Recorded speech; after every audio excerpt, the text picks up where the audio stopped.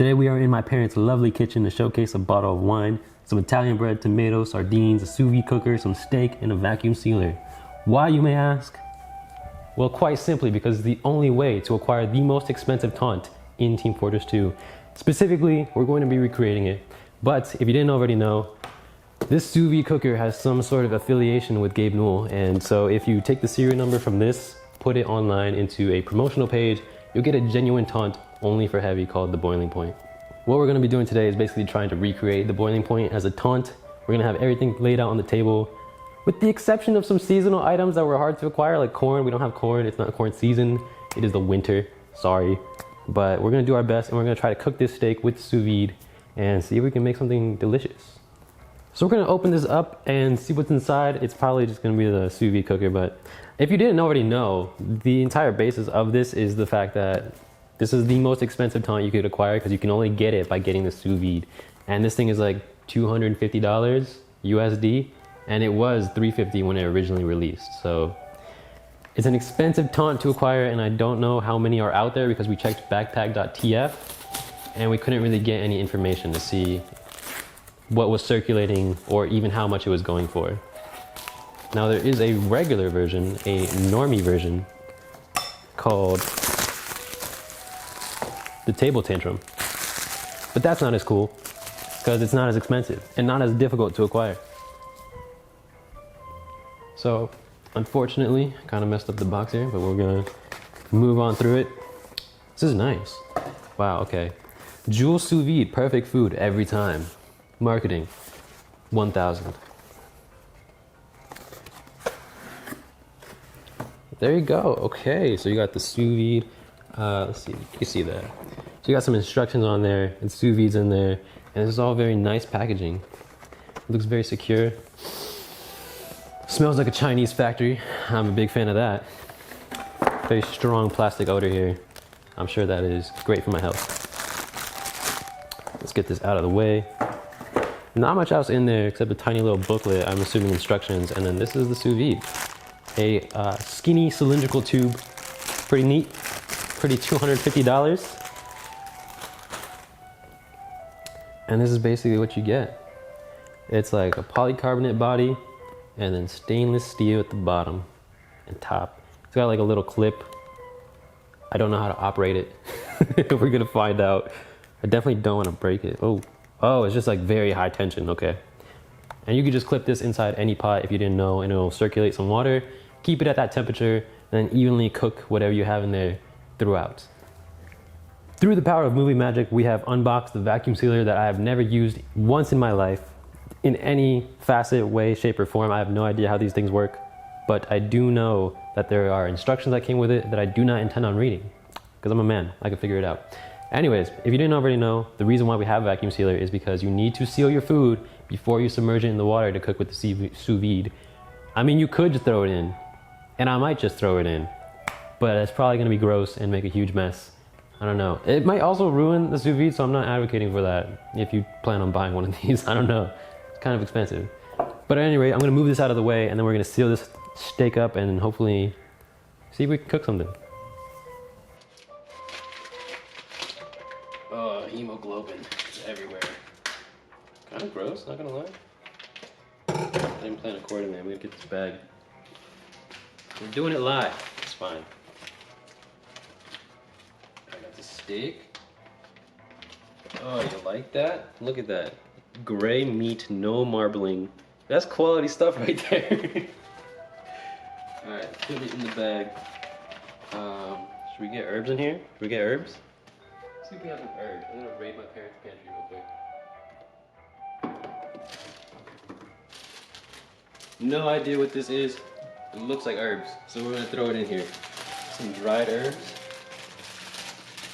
Apologize for the plastic bag right now. I'm sure the audio sounds great. Wow, this is literally just a bundle of sticks. Okay, let's get it in there. I don't actually know how much to put in here, and that looks just like I put some hay in there. So we're doing great. We're gonna go ahead and vacuum seal this now.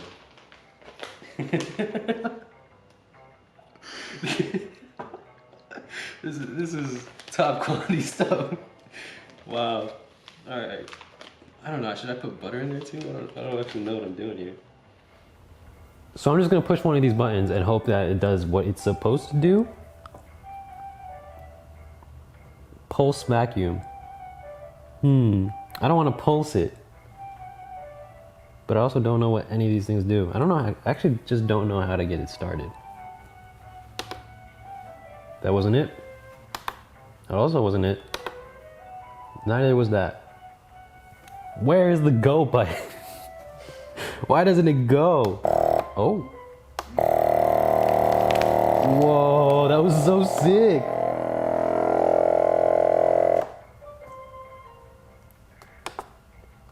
Okay.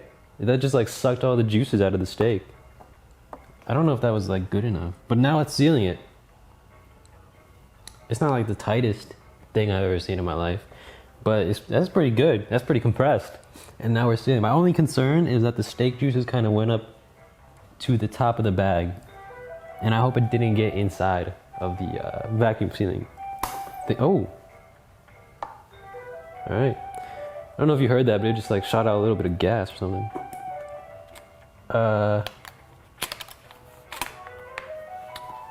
Looks pretty dry in there. Okay, so there's our sealed steak ready to go with some sticks in there and ready for its sous vide bath. I think I did a good job here. Like, despite me not knowing at all how that worked, I think I did it. So now we just gotta submerge this in a stock pot with some water and get the sous vide going.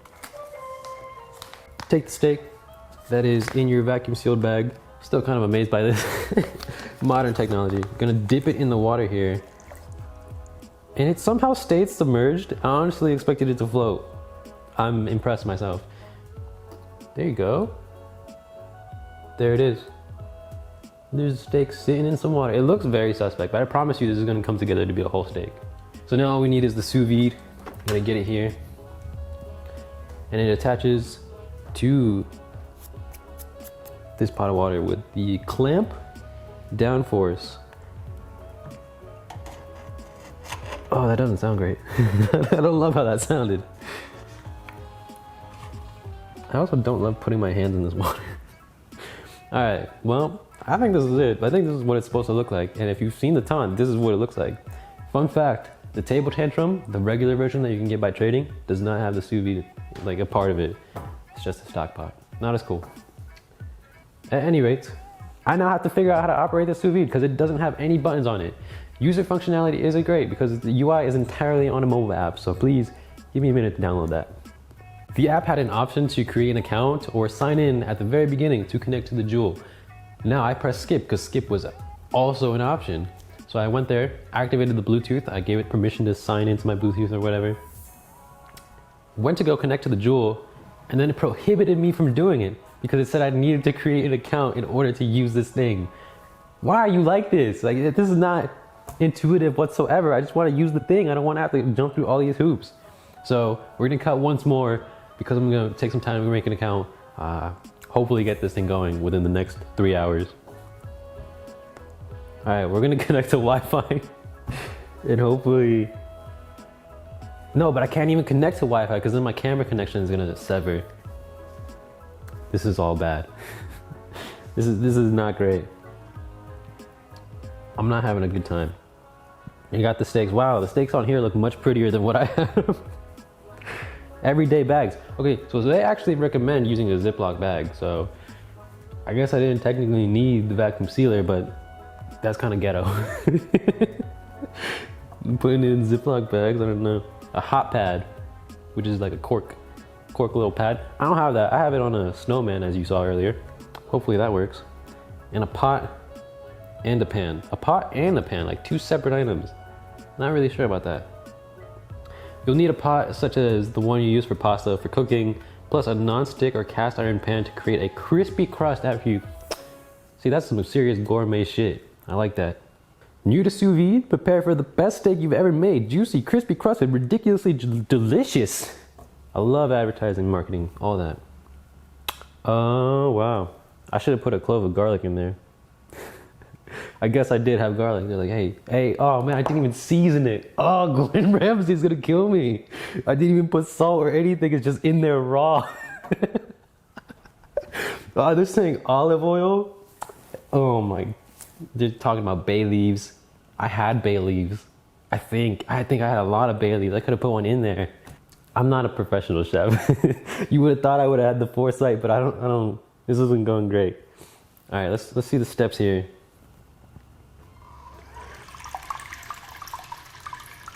It's going. You hear that? It's like those little fountains that they had at Chinese restaurants, like Chinese buffets with the little cat that does this and this is great. Listen to this. We're gonna get in close.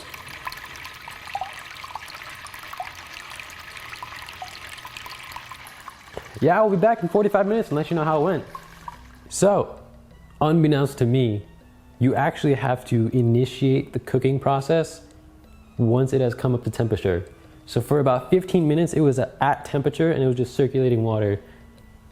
And I just assumed that it was cooking, but no, it doesn't go straight into that. You have to let it know that you're ready for it to cook. But I think in that time, it's already at temperature, so it's technically cooking it. So this might just be really, really gross. But it is done. It's been about 45 minutes now. It doesn't look great. I'm gonna be real honest with you. It doesn't. It's kind of gray. But the point is to now sear it on the stove and then get a nice crust on it. So hopefully we're gonna be able to do that. We're gonna take it over the sink and then the stove. And by the way, this thing splatters water everywhere. Like, it's everywhere. I mean, everywhere. I'm not even gonna bother cleaning it up right now, but yeah, I've been doing this for the past 30 minutes. It just gets everywhere. In hindsight, I should have just waited for it to be done and just done it at the end. But at any rate, let's cut into this, see how it goes. I don't love that the bag is just like filled with cooked juices now. It's not the most appetizing thing I've seen. But I am a novice. This is my first time doing any of this.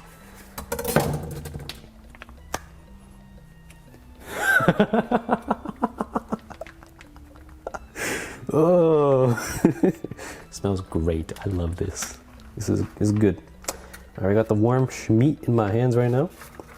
It's looking real gray, but that's kind of according to plan. So the idea is now we try to get a crust on it. Wow, these twigs really dug into it, huh? Let me get a. Oh, it's kind of tender. It's kind of look at.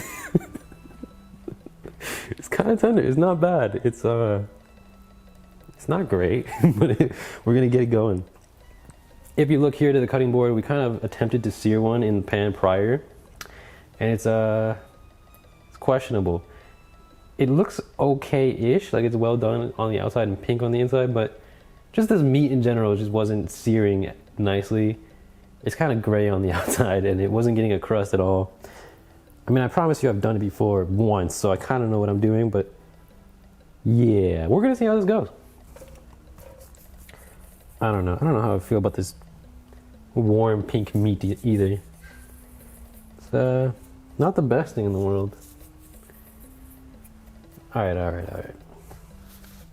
We gotta make do what we have. We're making this as accurately as we possibly can. This is hot.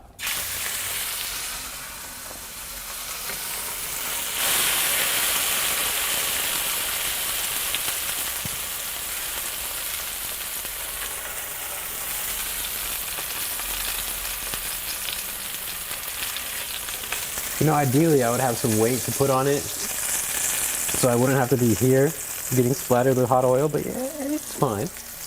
We'll make do.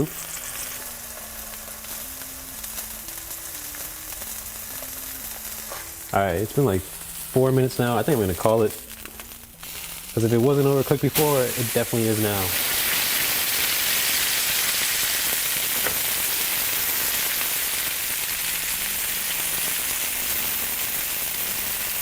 You want to get in here?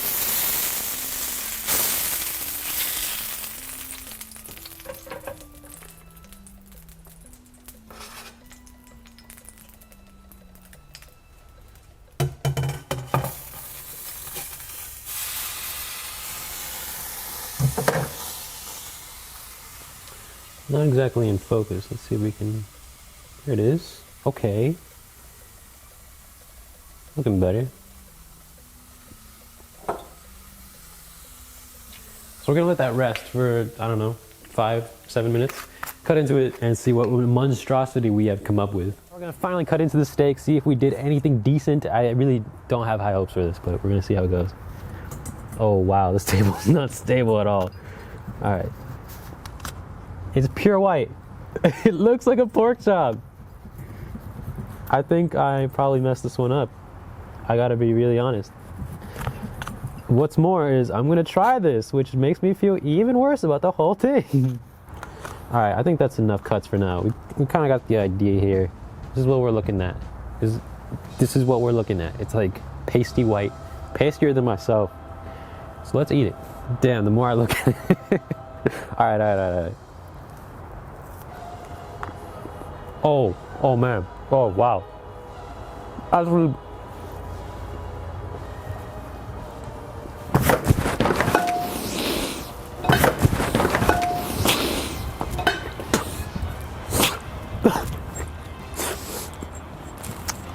The sardines are right side up. The sardines are right side up. How are the sardines right side up? All right, I got water on the camera, everything. Wow, that's crazy. That's really bad. That tasted awful.